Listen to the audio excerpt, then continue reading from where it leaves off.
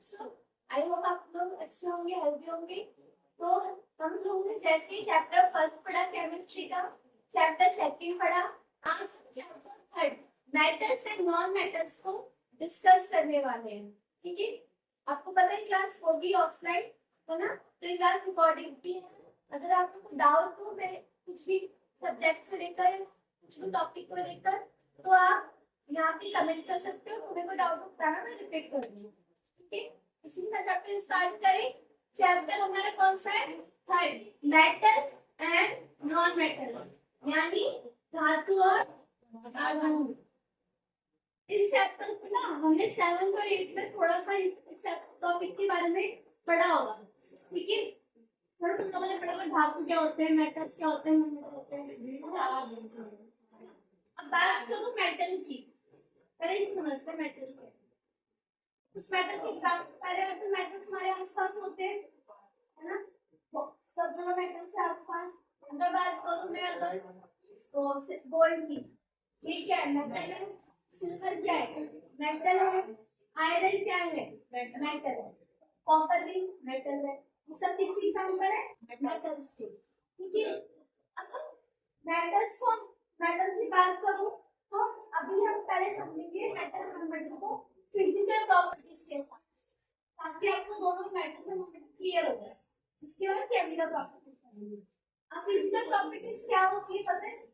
जैसे मेरी बात करूं, मेरी हार्ट, मेरा आवाज, मेरा नेचर, ये सब क्या है? मेरा फिजिकल प्रॉपर्टी। अगर मैं तुम्हारे साथ बहुत फ्रेंडली हूँ, मेरा कोऑर्डिनेट नेचर है, तो क्या मेरी फिजिकल प्रॉपर्टी? रूड हूँ तो क्या मेरी फिजिकल प्रॉपर्टी है ना? पहले एक साइड लिखो, ये साथ में लिखना चाहिए। बोलिए, पहले हमारा यहाँ पे एक टेबल बनाते हैं। एक है हमारे मेटल्स यानी धातु। ठीक है, उसके बाद एक तरफ हमारे चलेंगे नॉन मेटल्स। पहली बार मेटल्स और नॉन मेटल्स हमने 9th चैप्टर इसमें हमने एलिमेंट्स पढ़े थे, है ना? एलिमेंट्स क्या थे? जो एक ही तरह के पार्टिकल्स बने हो, है ना? जैसे उन्हें कहते हैं एलिमेंट। एलिमेंट्स को 3 पार्ट में डिवाइड किया था। एक हमारा मेटल था, दूसरा हमारा नॉन मेटल था, और तीसरा क्या था? मेटलॉइड, है ना? इसी को हम थोड़ा सा अभी डिस्कस करने वाले हैं। ठीक है, मेटल्स क्या है? मेटल्स के फिजिकल प्रॉपर्टीज की बात करूं तो पहली होती है मेटल्स की। मेटल्स कैसे होते हैं? मैलिएबल होते हैं। कैसे होते हैं? मैलिएबल। मैलिएबल का मतलब क्या है? मैलिएबल को हिंदी में लिखते तो इसका मतलब होता है आधार वर्गता। आधार वर्गता। देखो, मैलिएबिलिटी का मतलब अब मेटल्स क्या होते हैं? ये थिन शीट में चेंज कर सकते हैं। जैसे कि तुम्हारे घर में बर्तन होते हैं, किसके होते हैं? कौन से मेटल? एल्यूमिनियम स्टील के बर्तन होते हैं, है ना? और जैसे तुम रोटी पैक करते हैं तो एल्यूमिनियम की फॉइल रोटी पैक करते हैं ना। तो मेटल्स की फिजिकल प्रॉपर्टीज की बात करो, सबसे फर्स्ट है मैलिएबिलिटी। इनको ना थिन शीट में चेंज कर सकते हैं, तो मेटल्स क्या होते हैं? मैलिएबल होते हैं। ठीक है, इसके बाद दूसरी प्रॉपर्टी जो होती है वो होती है डक्टिलिटी, यानी डक्टाइल। डक्टाइल मतलब क्या होता है? तन्यता। एक बात बताओ, जो वायर्स होती है, केबल्स की वायर्स होती है, वो मेटल्स की होती है ना? किसकी होती है? कॉपर की। वैसे सबसे अच्छा जो डक्टिलिटी मेटल्स में होती है सिल्वर में, चांदी में। चांदी बहुत अच्छा डक्टाइल होता है, उसका पतली इसकी वायर चेंज कर सकते। 1 ग्राम चांदी को तो बहुत ज्यादा नंबर में वायर में बदल सकते हैं। ठीक है, अब देखो चांदी तो महंगी है भाई, अब थोड़ा घरों में चांदी की वायर लगाएंगे फिर तो सारी वायर सॉरी चांदी बहुत महंगी है, इसलिए हम चांदी का किसकी वायर यूज करते हैं? कॉपर की, है ज्यादा कॉपर की वायर। तो मेटल्स क्या होते हैं? डक्टाइल होते हैं। ठीक है, उसके बाद बात करूं conductor of heat and electricity. तो देखो, जो मेटल्स होते हैं वो क्या होते हैं? उन conductor of heat and electricity. They are good conductor of everything of heat and electricity. अब देखो जैसे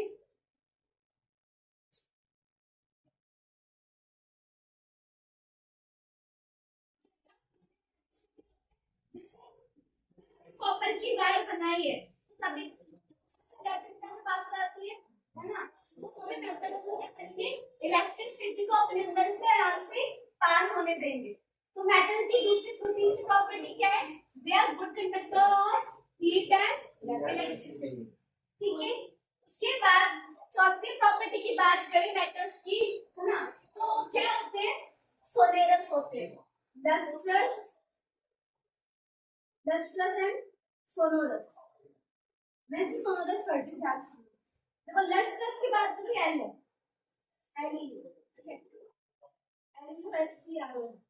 देखो लस्ट्रस मतलब क्या है, चमक, वो मुझसे आरस ने गोल्ड की चैन पहन रखी है, दूर से कहोगे आप भाई गोल्ड की चैन पहनी है, क्योंकि गोल्ड की चैन दूर से चमकेगी, है ना। तो मेटल्स कैसे होते हैं, बिग शाइनी अपीयरेंस होती है, बिग शाइन होती है। तो मेटल्स कैसे होते हैं, लस्ट्रस मतलब शाइन, शाइन मतलब चमक, चमक मतलब ग्लो। उसके बाद मन भी ठंडा होता है, अगर वो ठंडा होता है तो आग देता है टाइम। तो मेटल्स कैसे होते हैं, सोलिड्स होते हैं। इसका मतलब अगर उन पे मैं उनको थोड़ा सा स्ट्रक करूं, उन पे चोट मारूं, तो क्या और टाइम से साउंड करते हैं, तो कैसे होंगे मेटल, लस्ट्रस होते हैं। ठीक है, अब देखो, अब केमिस्ट्री में तो पता है क्या होते हैं, एक्सेप्शंस होते हैं, अभाव होते हैं, है ना। अब मेटल्स की जितनी फैमिली है ना, इसमें ज्यादातर तुम एक वर्ड यूज करो, तब भी डेफिनेशन लिखो, क्या लिखोगे, जनरली, इसको लिखना जनरली। तो सारे मेटल्स, ना ही सारे मेटल मैनेजेबल होंगे, ना सारे डेटा में जनरली लिखना, मोस्टली। ठीक है, बात तो लस्ट्रस की ना, तो मोस्टली मेटल्स लस्ट्रस होते हैं, पर एक हमारा किलर मेटल इसका नाम है आयोडीन। आयोडीन जो होता है ना, आयोडीन कैसा होता है, उसमें शाइन नहीं होती, है ना, लस्ट्रस नहीं होता आयोडीन। आयोडीन क्या हो गया, एक्सेप्शन हो गया, अभाव हो गया, मतलब है तो मेटल फैमिली का, पर हर जगह नॉन मेटल फैमिली। इसके बाद में बात करूं सोनोरस की। सोनोरस मतलब साउंड प्रोड्यूस करते, मेटल्स क्या करते हैं, साउंड प्रोड्यूस करते हैं। अगर तुम इसमें और प्रॉपर्टी ऐड करना चाहो तो लिख सकते हो, जैसे कलर, मेटल्स के कलर कैसे होते हैं, ज्यादातर ग्रे होता है मेटल या सिल्वर होते हैं, ज्यादातर मेटल ग्रे या सिल्वर होंगे, उसको छोड़ के गोल्ड को छोड़, गोल्ड कैसा होता है, येलो होता है। ठीक है, उसके बाद आप ऐड कर सकते हो, इसमें क्या होते हैं, ये इनकी डेंसिटी ज्यादा होती है, डेंसिटी पढ़ गया 9th में फर्स्ट चैप्टर पढ़ा था, मैटर इन आवर सराउंडिंग पढ़ा था, तो मेटल्स क्या होते हैं, इनके पार्टिकल ज्यादा डेंसिटी ज्यादा होती है। ऐड करना चाहो तो ऐड कर सकते हो पॉइंट, ये पॉइंट मेन है। ठीक है, अब मेटल समझ आया, जिन भी क्वालिटी समझ उसको क्या कहेंगे, मेटल्स कहेंगे। ठीक है, अब मेटल्स में एक और प्रॉपर्टी, मेटल्स कैसे होते हैं, हार्ड होते हैं, हार्डनेस। मेटल्स कैसे होते हैं, हार्ड, जैसे कि हमारा लोहा है, मेटल तो हार्ड होगा, पर एक दो मेटल्स ऐसे हैं, एक हमारा पोटेशियम, एक है हमारा सोडियम, ये एक्सेप्शन है, एक्सेप्शन लिखो यहाँ पे। ये कैसे मेटल है, ये है तो मेटल, पर ये हार्ड भी हो सकते, हार्ड भी होते हैं, इन्हें आराम से नाइफ से काटा जा सकता है, देख क्या इनको नाइफ से कट कर सकते हैं। ठीक है, पोटेशियम सोडियम को अगर मैं सोडियम को काट सकती हूँ, है मेटल, पर उसे हार्ड नहीं होता, ज्यादातर मेटल ना सॉलिड होते हैं, मेटल कैसे होते हैं, सॉलिड होते हैं, तो फिजिकल स्टेट भी लिख सकते हो। ठीक है, मेटल्स क्लियर हुआ, मेटल्स क्लियर हुआ, मेटल्स की क्या प्रॉपर्टी थी, है ना, थ्री सब क्वालिटीज किसमें होती है, मेटल्स में। नॉन मेटल्स की, तो जो तुमने पढ़ा है मेटल्स के बारे में, मैग्नेटिक, डक्टिलिटी, रस्ट, हार्डनेस, इसका टोटल अपोजिट कर दो तो क्या बन जाएगा हमारा नॉन मेटल। अगर मेटल्स मैलिएबल है तो नॉन मेटल्स मैलिएबल नहीं होंगे।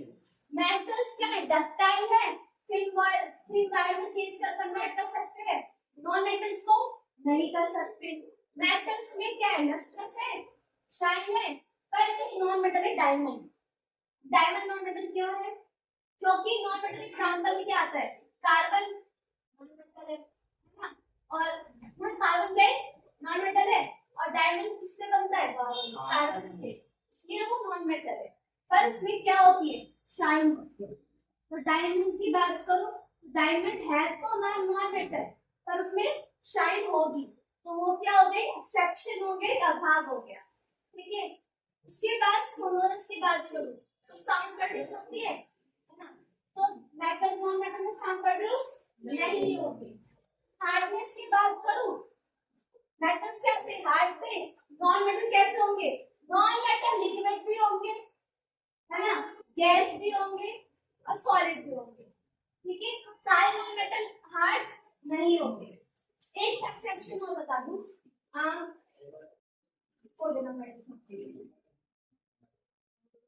एक मर्करी है, जैसे मैं मेटल्स की प्रॉपर्टी देखो, मेटल्स में क्या होता है, मेटल हार्ड होते हैं, पर मर्करी कैसा है, मर्करी क्या होता है, मर्करी रूप से क्या होता है, मर्करी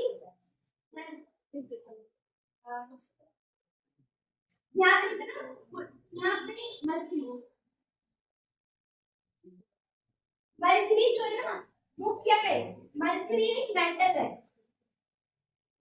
मर्करी क्या है, मेटल है, बट ये रूम टेम्परेचर मतलब कितना होता है, नॉर्मल रूम टेम्परेचर 25 सेल्सियस पे क्या होती है, ये होती है लिक्विड है। तो मेटल्स हार्ड होते हैं, पर मर्करी अकेला ऐसा मेटल है जो रूम टेम्परेचर पे क्या होती है, लिक्विड।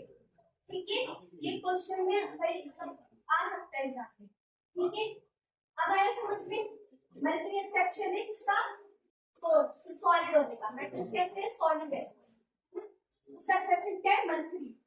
ठीक है, हो गया मेटल्स और नॉन समझ आया। उसके बाद मेटल्स क्या होते हैं, good conductor of heat electricity, तो नॉन मेटल क्या होंगे, bad conductor of heat electricity. ठीक है, लिख दो यहाँ पे,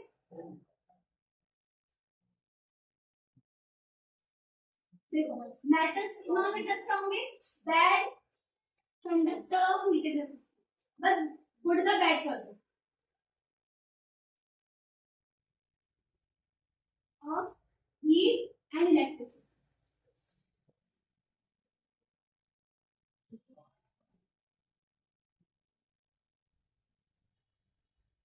ठीक है, क्लियर क्लियर, रन करो।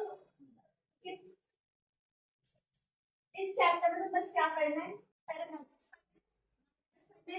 ये फिजिकल प्रॉपर्टीज पढ़नी है, ये केमिकल प्रॉपर्टीज, उसके बाद इनको कैसे निकाला जाता है ना, वो पर ज्यादा हो सकता नहीं है।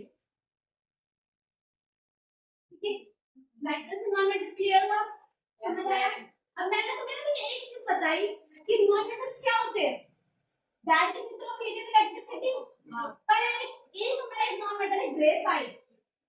कौन सा नॉन मेटल है, ग्रेफाइट। बात तो मतलब ग्रेफाइट की ना, तो ग्रेफाइट एक अकेला ऐसा नॉन मेटल है जो क्या होगा, गुड कंडक्टर ऑफ हीट। इसको हमने नॉन मेटल किसने लिया है, ग्रेफाइट को, तो किससे बना है ये बना है कार्बन से। कार्बन अभी 4 चैप्टर पढ़ोगे ना तुम, तो 4 चैप्टर में तुम कार्बन के वो पढ़ोगे, ग्रुप के बारे में, कितने तरह का कार्बन होता है, तो उसमें ग्रेफाइट भी है। तो ग्रेफाइट क्या होता है, ग्रेफाइट एक good conductor of heat electricity है। तुमने वीडियो देखी, उसमें क्या करते हैं, पेंसिल होती, पेंसिल से वो वायर जोड़ देते हैं, इलेक्ट्रिसिटी बल्ब जल जाता है ना, एक्सपेरिमेंट करो होगा, फील्ड में है इसमें। ठीक है, इतना तो समझ आया, metals and non metal clear, yes ma'am. ठीक है, अब देखो ये थी कि फिजिकल प्रॉपर्टी कैसी थी, फिजिकल प्रॉपर्टी। अब एक ना केमिकल प्रॉपर्टी बताती हूँ, जैसे कि जो मेटल्स होते हैं, मेटल के एग्जांपल में लेना सोडियम ले लो, बात तो नॉन मेटल की है ना, ये तो बेसिक साइंस में कराया था मैंने, याद है बेसिक साइंस में कराया था ये। अब देखो सोडियम की वैलेंसी कितनी होती है, 2 8 1 है ना, ये तो 11, इसका एटॉमिक नंबर क्या है 11 है। वैलेंसी क्या हो, फर्स्ट ऑर्बिट में 2, ड्यूप्लेट में 2, ऑक्टेट में क्या है। बात तो नॉन मेटल की, तो नॉन मेटल की वैलेंसी कितनी होती है, नॉन मेटल में क्लोरीन की बात करूं, इसकी एटॉमिक नंबर 17, वैलेंसी कितनी हुई 2 8 7, पहले ऑर्बिट में 2 आते हैं, दूसरे ऑर्बिट में डिफरेंस मिनिमम आते हैं 8, है ना। अब देखो यहाँ पे इसके पास एक इलेक्ट्रॉन है फालतू, यहाँ पे इसके पास कितने हैं 7, तो ये क्या करेंगे, ये नॉर्मल गैस बनने के लिए सोडियम को बनना है, सोडियम को बनना है नॉर्मल गैस, है ना, उसको अपने आप को बैलेंस करना है, तो अपने ऑर्बिट को थर्ड ऑर्बिट को क्या करेगा, उसमें से एक इलेक्ट्रॉन दे देगा इसको, बैलेंस ही पड़ेगा मैग्नेटिक फ्लक्स में, तो इसको एक इलेक्ट्रॉन दे देगा। अब जितने इलेक्ट्रॉन होते हैं उतने कितने क्या होते हैं, प्रोटॉन्स होते हैं। अगर सोडियम के 11 इलेक्ट्रॉन है, सोडियम के प्रोटॉन कितने होंगे 11 होंगे, ठीक है। अब देखो मैंने यहाँ मानो सोडियम बनाया, पहले सोडियम बनाया, पहले ऑर्बिट में 2 इलेक्ट्रॉन, दूसरे ऑर्बिट में 8, 1 2 3 4 5 6 7 8, तो दूसरे ऑर्बिट में 1, ठीक है। यहाँ क्लोरीन बनाया मैंने, बात करूँ क्लोरीन की, तो पहले ऑर्बिट में 2, दूसरे ऑर्बिट में 8, 1 2 3 4 5 6 7, दूसरे ऑर्बिट में 1 2 3 4 5 6। देखो अब क्या करेगा, यहाँ पे इसके पास जो प्रोटॉन है वो भी 11 है और इलेक्ट्रॉन भी कितने हैं 11। यहाँ भी क्या होगा, इलेक्ट्रॉन कितने होंगे 17, यहाँ प्रोटॉन भी कितने होंगे 17। ये मैं सिखा रही हूँ आयोनिक कंपाउंड, आयोनिक कंपाउंड तुम्हारी बुक में दे रखा है ये टॉपिक, ठीक है। इन्हें बोलते हैं, क्या बोलते हैं, आणविक आवेश ना। बात करूं ना आयोनिक कंपाउंड की, तो सोडियम क्या करेगा, इसको अपने एक इलेक्ट्रॉन दे देगा, ठीक है। अब यहाँ पे इलेक्ट्रॉन पे चार्जेस होते हैं माइनस, प्रोटॉन पे प्लस, बराबर बराबर थे, 11 माइनस के थे 11 प्लस के थे। अब क्या हुआ, एक इलेक्ट्रॉन दे दिया तो कितना यहाँ पे कितना हो गया इलेक्ट्रॉन 11 माइनस एक कितना होगा 10 माइनस के हो गए 11 हो गए, प्लस के प्रोटॉन तो है ही ऑलरेडी, तो यहाँ पे एक प्रोटॉन फालतू हो गया, तो सोडियम पे कितना चार्ज आएगा, सोडियम पे आएगा +1, 1 को लिखते हैं नहीं, सोडियम पे चार्ज क्या आया प्लस का, ठीक है। यहाँ बात करो ना क्लोरीन की, बहुत गहरी चीजें समझना आगे, ठीक है।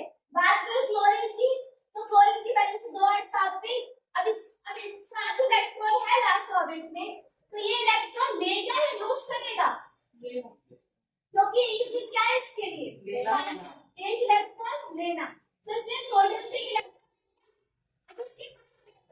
तो एक इलेक्ट्रॉन और आ गया, कितने माइनस चार्ज एक्स्ट्रा आ गए 8 आ गए, तो क्लोरीन की वैल्यू कितनी हो गई -1। तो इन दोनों ने क्या करा, इन दोनों ने अपने इलेक्ट्रॉन एक्सचेंज करे और एक क्या बना लिया, बॉन्ड बना लिया, ठीक है। अब देखो इन्होंने अपने इलेक्ट्रॉन लिए हैं, तो जब यहाँ बना सोडियम क्या बनेगा, सोडियम क्लोराइड, क्या बनेगा यहाँ पे सोडियम क्लोराइड। बात करूं सोडियम क्लोराइड की ना, तो देखो सोडियम क्लोराइड की बात करूं तो ये अपने आयरन सब्सटीट्यूट से बने हैं, तो ये कैसा इनका बॉन्ड होगा, एकदम स्ट्रांग होगा। इसके बॉन्ड ये बॉन्ड क्या बोलते हैं, आयोनिक कंपाउंड। आयोनिक कंपाउंड मतलब आयन को शेयर करके जो कंपाउंड बन रहा है, जो बॉन्ड बन रहा है, वो क्या होगा आयोनिक कंपाउंड, है ना। इनकी ना एग्जाम में लास्ट क्वेश्चन आया था कि जो आयोनिक कंपाउंड होते हैं इनकी फिजिकल प्रॉपर्टीज क्या होती है। देखो अभी ये क्या इलेक्ट्रॉन देके बॉन्ड बनाया, बहुत ही स्ट्रांग, बहुत ही स्ट्रांग है, तो इनका मेल्टिंग पॉइंट, बॉइलिंग पॉइंट वो क्या होगा, हाई होगा। ठीक है, मतलब इनको जल्दी से अलग नहीं किया जा सकता। ये मुझे इनको अलग करने में मुझे बहुत ज्यादा बॉइलिंग पॉइंट देना पड़ेगा, बहुत ज्यादा मेल्टिंग पॉइंट देना पड़ेगा, तब जाके ये अलग होंगे। ठीक है, तो फर्स्ट चीज अगर तुमको कोई पूछे ये सुनना है कैसे पॉइंट बनाते हैं, ठीक है, रस्कुल सामने पीछे पीछे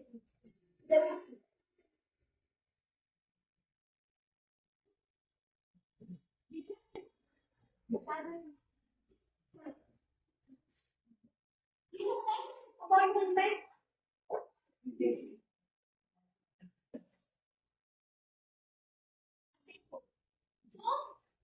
जो आयोनिक कंपाउंड होंगे उनका गलनांक और क्वथनांक यानी मेल्टिंग एंड बॉइलिंग पॉइंट क्या होगा, हाई होगा। ठीक है, बहुत जल्दी मेल्ट नहीं होंगे, बहुत जल्दी बैठ होंगे। दूसरी बात गलनांक और क्वथनांक, बात करो दूसरी चीज, तो जो आयोनिक कंपाउंड होते हैं वो क्या होते हैं, जब इन्हें अगर पानी मिला दो तो अभी पानी मिलने से क्या होंगे, ये अपने चार्जेस में टूट जाएंगे, है ना। जैसे H2O होता है ना, ये किससे बनता है, H+ और OH- से। ठीक है, तो यहाँ पे क्या होगा, सोडियम क्लोराइड है ना हमारा जो बनाया मैंने, वो किस कैसे होगा, Na+Cl-, इसमें टूट जाएगा। अब ये टूट गए, टूट के क्या करेंगे, इलेक्ट्रिसिटी को अपने अंदर, इलेक्ट्रिसिटी क्या है, चार्ज पार्टिकल, वो फ्लो और इलेक्ट्रिसिटी कहते हैं। ठीक है, करते ये चार्ज में टूट गए, अभी क्या करेंगे, इलेक्ट्रिसिटी को पास होने देंगे। तो आयोनिक कंपाउंड की फिजिकल प्रॉपर्टीज अब लिखो, तो दे आर गुड कंडक्टर या सुचालक बोलेंगे इसे, they are good conductor of electricity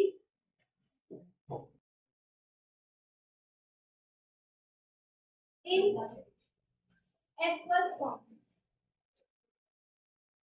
in aqueous form यानी जब ये सोल्यूशन में होंगे।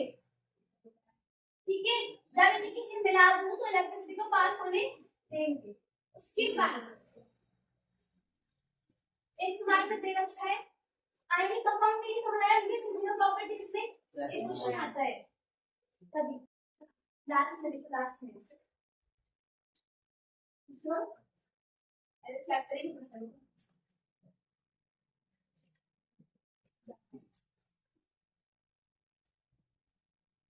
मैं भाई को भी नहीं बिल्कुल नहीं कॉपी है। ये देखिए प्रॉपर्टीज ऑफ, ये ना प्रॉपर्टी ऑफ आयोनिक कंपाउंड है,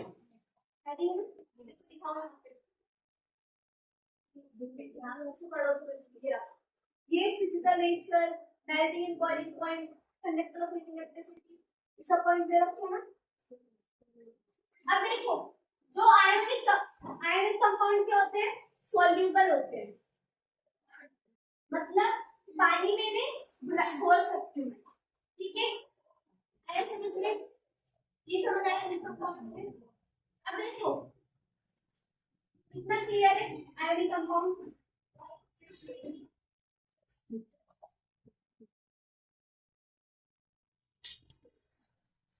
देखो मैंने ना तुम्हें मेटल्स एंड नॉन मेटल्स में एक चीज बताई।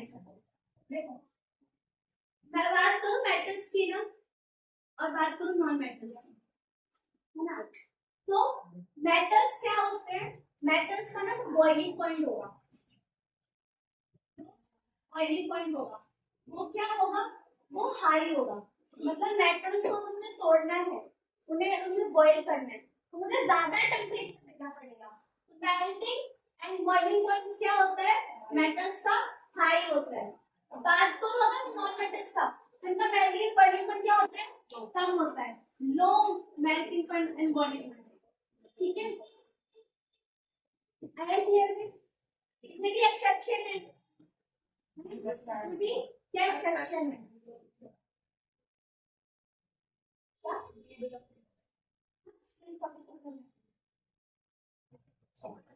नहीं, ये टॉपिक 2 ही टॉपिक आज के लिए टॉपिक क्या था मेरा? Metals and non metals, ionic compounds. ठीक है, metals non metals last point है जो थोड़ा आयोनिक कंपाउंड से रिलेटेड है, इसलिए अब करवा दो।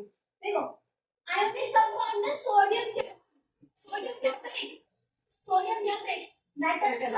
तो मेटल सोडियम क्या है कि वो लास्ट पॉइंट में कितने इलेक्ट्रॉन होते हैं? 1 2 3 4। ये मेटल्स की प्रॉपर्टीज है। और नॉन मेटल्स की बात करो तो इनकी लास्ट ऑर्डर में कितने इलेक्ट्रॉन होते हैं? 7 6 5 5 6 7 कितने इलेक्ट्रॉन होते हैं? मतलब ज्यादातर मेटल्स कैसे होते हैं? मतलब इलेक्ट्रॉन को लूज करते हैं और जो नॉन मेटल करते हैं इलेक्ट्रॉन को गेन करते हैं।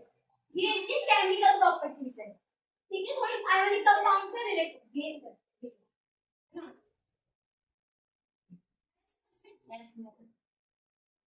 तो आज हमने क्या समझा? मेटल्स एंड नॉन मेटल को समझा। थोड़ा सा मेरा एक्सेप्शन करता है, एक्सेप्शन से बहुत क्वेश्चन बनते हैं। क्वेश्चन आता है कि रूम टेम्परेचर पे कौन सा मेटल है जो लिक्विड रहता है। ठीक है, क्वेश्चन आता है कि ऐसे कौन से मेटल्स है जिनको हम ऐसे नाइफ से कट कर सकते हैं। ठीक है,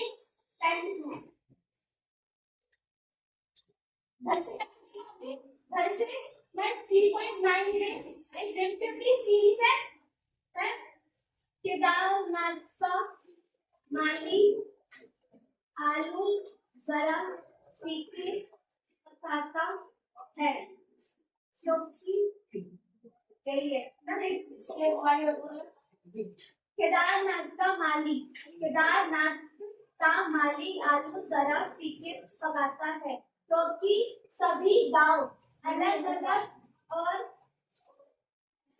अलग अलग आलू पकाते हैं। केदारनाथ का माली आलू जरा फीके पकाता है, क्योंकि हर गांव अलग और अच्छे आलू पकाते हैं।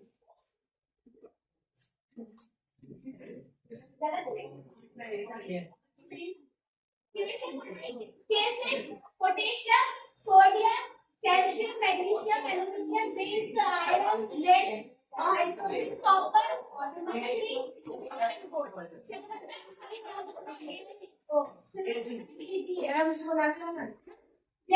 सीरीज याद करके आइए, तभी हम केमिकल प्रॉपर्टीज पे आएंगे।